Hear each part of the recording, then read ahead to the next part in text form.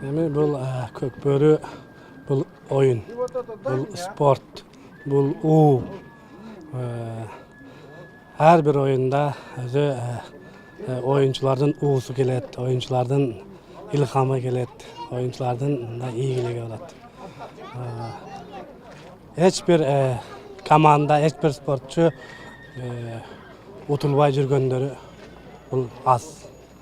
Бул аттардын курамы турат, oyuncularдын курамы турат. Мен ойлоп турам, Кыргызстандын курама командасы мына бүгүн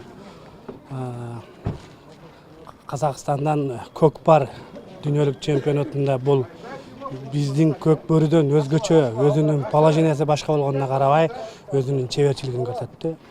Өзүнүн оюнун көрсөттү. Мына казак туугандар, мына жетекчилер баардыгы ыраазычылыгын айтып атат. Бүгүнкү күндө тай казаны бар көкбөрү болгондо башка болмок. Бирок положениясы башка көкпарда дагы өзүнүн күчтүүлүгүн көрсөтүп атат. Эми бул оюнда жеңилгенди да билиш керек, утулганды да билиш керек. Утуп жүргөн Кыргыздын көкбөрүчүлөрү Казакстанда, бүгүнкү Астанада казактарга уу келди. Казактын көкпарчы командаларына. Экинчи место.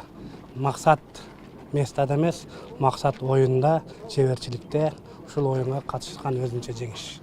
Мен айтып коет элем, ушул айтылып аткан божомол калп сөздөрдүн баарына эми бир Кудайдын астында ар бир оюнчу колунан келген чеберчилигин көрсөттү. Бул оюн, адам баласы бүгүнкү күн менен эртеңки күн салыштырып болбойт. Булар колунан келген чеберчилигин көрсөттү. Бүгүнкү күндө жеңиш казак туугандардын үйүндө, казак туугандардын командасына болот. Биз ага эч качан өкүнбөйбүз. Кудай буйрса биздин команда жеңишке жетти деген ойдомун.